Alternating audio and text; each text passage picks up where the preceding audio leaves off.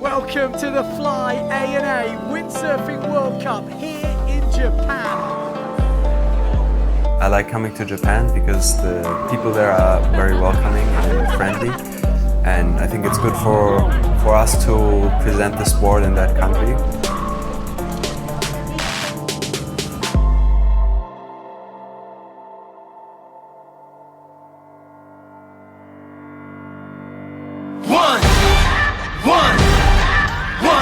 One shot, now the future is yours. Go! Yeah, it's one heart, one shot, now the future is yours. Go! Yeah, it's one heart, one shot, now the future is yours. Go! So, it's registration day and we gotta fill out all the registration forms. 10th of May, put the signatures and register the new equipment because it's the first foil event of the year. So we gotta put all the serial numbers of the foil equipment for this year. Foil racing is the board that is flying, so we can go in super light wind, we can go really good upwind and downwind. So this is something new and something interesting, so let's see how it will finish on the end. Now just this morning I saw that foiling has chance to be Olympic class, so yeah, it's a lot of things happening, and I think foiling is something that really push the limits in going in light wind. It just feels amazing flying over the water with absolute silence. We're in these tents over here, we store our gear. Right behind there is the water, so we don't have far to go on the water. The wind is slowly picking up. I prepared my sails already, and I'm gonna go out just to, get in the rhythm a bit. I'm confident with the gear this year. It runs, and that's always important to have. When you have gear that you feel comfortable on going, you just go into the race differently. Fucking light outside. It's like 5-6 knots maybe. It's enough to get going with a lot of power, but not really raceable yet. Wojtek, you are such a role model to me most of my career. I'm starting to doubt it with this wetsuit, but I still. That's dope, man. If you're gonna do it, then it means that next year everybody's gonna do it. Leaves more area for the wings to cut. You know what I just realized? I cannot copy this. You know what I just realized? In 2010, I was the only one with a big van with stuff inside. Everybody was driving Volkswagen Transporter. Everybody. Yeah. And now everybody is driving big van. And now, guys, get ready for this choice. But I meant what I said, because he said, when he asked me once, like, who do you think is gonna win? And it was a fight between Matteo and Antoine, and I just said, I'm gonna win.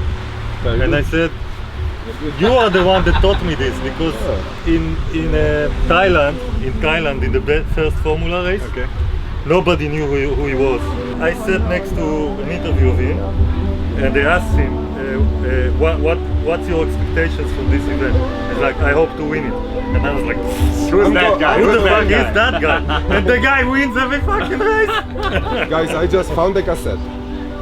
It was from my psychologist from 1990 something. I played it. It's such a fucking killer machine. It repeats. You're the champion, you're winning, for like both sides, you're winning all the time, So now I'm listening to it all the time. I forgot I had it, It's such a tool. Great. Yeah, I was in Egypt and a lot, and it was fucking hot. I had to cut it. I think they're gonna to start at 2:10, so at 12:10, so in 10 minutes. But the wind is really light. It's like 5 to 8 knots. But let's see what they do. I'm in heat number 2, so I'm keeping more relaxed than the other ones. Yeah, it looks light, I think. This is where I'm releasing. In the foil racing, we try to make it short, fast and furious. It's very difficult. If you make a little mistake, you go 10 positions back. So you have to be very sharp on the racing. On top of that, it's a sport that you have to work with very, very small movements, and they can have a big effect on the sailing. Yeah, I make a racing plan and I try to stick to it, and I just try to focus on me, on myself. Yeah, try to be aware of where I am, take it easy. If you start bad with these other fast guys, then you're last. So it's kind of a tactic to choose the position on the start. Yes. Well, we've that's it. 4 minutes to go until we see the first full result for foiling in 2019 on the PWA Tour. This is the result. This is what will count. 2 laps of the course. So we're going to see a second upwind, and that might make a difference. Who knows? This looks like it's on. Yeah, they look like they're going to get to the other side of the line pretty quickly. They're going to be pretty early. They've gone down there pretty early. The guys down the pin end will be slightly scared right now because you can't afford to mistime that. Oh, that's what I was thinking. Oh my God. Yeah, looks like Tom Maguire went down. Curdle looks good from here. Marotti coming in from the high end. But the guys are already on the lay line on the right hand side. It's going to be who tacks first now. There we go. So you've just got to be in the mix. Obviously with a second upwind it might see a little bit of change. But out in front I think it's Goya that's going to go around first. Curdle I think in third. Kieran Badlow is catching up. Curdle had a very good year in the foiling. He was level points I think for the world title with Gonzalo, Costa, Hoevel. But it's Goya still leading, Cousin second, and then we've got the Gastra, Curdle dropping back. Goya looks like he's going to get the first victory. Impressive stuff from the Goya brother. But yeah, some solid foil race in there.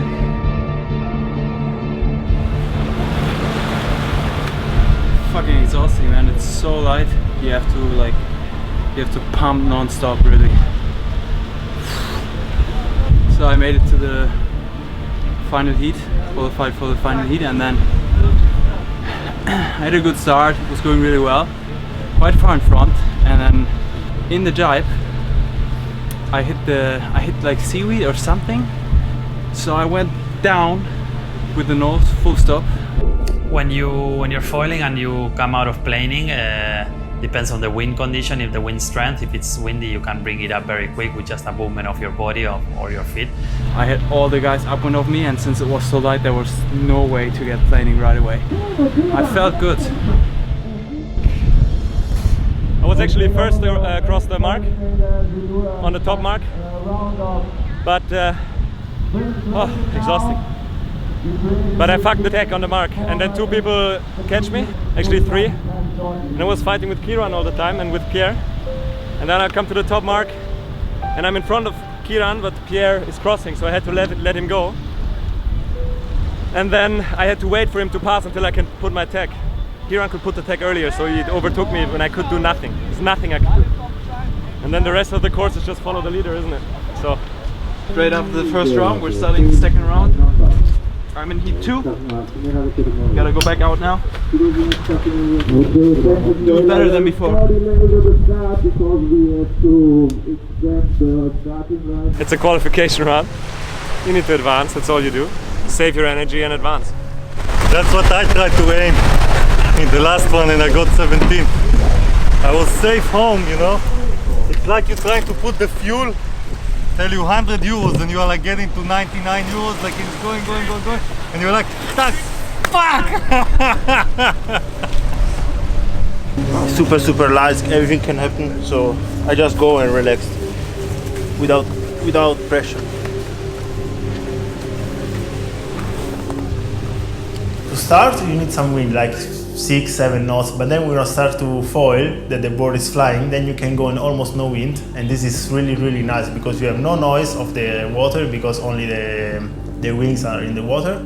I just hope in the future I will be able to do both, because maybe it happens that only light guides will be on foil. So we'll see how it will develop, but I'm definitely looking forward to it, and I think this is good for the sport. But it's so funny to watch, you know. I know that game for a long time ago. But it's so funny because, you know, we're hooking in, not pumping, we go. Yeah. And they're all here like, oh no, we can't go. There's no wind. Pumping and yeah, it's so funny. We had very light winds. We didn't race last year in those conditions, so obviously the lighter guys were being able to foil. They've been going like back and forwards in front of the committee, showing that they were able to foil. But we are at the moment in a fleet that the average weight is probably 90 kilos because we're all doing slalom. We're all trying to do the slalom discipline. So obviously we are all heavy. Sure, some guys come into the boat and say, yeah, it's perfect. And then the other guys, the guys that are 100 kilos are saying, look, I cannot even plane. But clearly they don't get influenced by people coming to the boat. There we go, lining up. It's the big one. Elimination number 2, the second final. I'm looking out for Thomas Goya in this one. He's looked very good in the qualifying. 4, 3, 2, 1.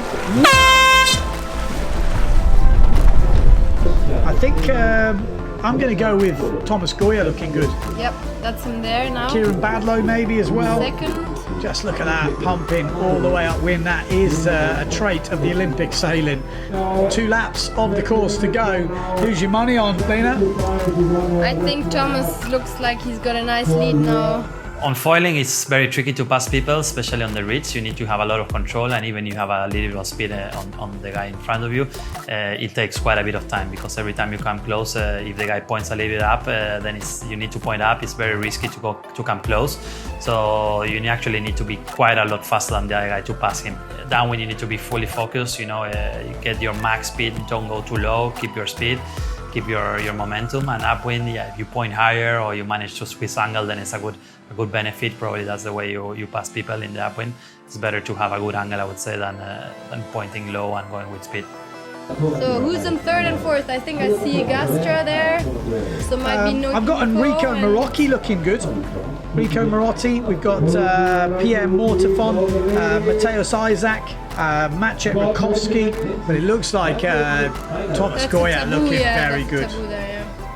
But he's tacked off early. He's not waited for Kieran Badlow to tack, so he's obviously confident of his tactics here, and well, maybe he's already hit the ley line. Jordi Vonk's there, Nico Prien. Be interesting to see if the wind picked up a bit more, if we'd still get the same results, huh? Yeah. Well, I think we're going to see a bit of mixing it around. We'll soon find out. Good result though from Thomas Goya, winning the 2nd elimination in the men's foiling discipline here in Japan. It's going to feel pretty good being ahead of some pretty big names there.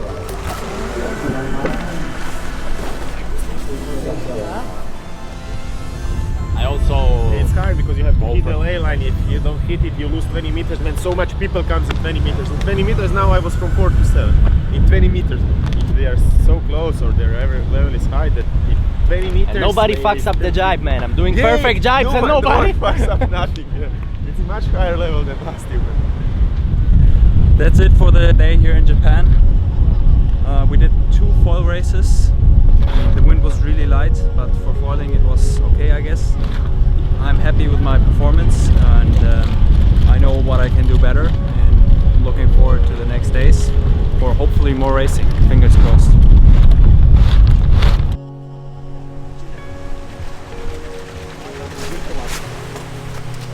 When I come back from a day of racing, I usually, try to calm down a little bit because the days at the beach are long usually, and obviously it's important to fill up your body with energy for the next day. So it's important to eat well, get some carbs in. I take a shower and then I go to eat, and then when I'm in the room, I'm doing some stretching. Get my muscles relaxed with a foam roller or something. Think about the day, what went well, what didn't go so well, what can I do better the next day.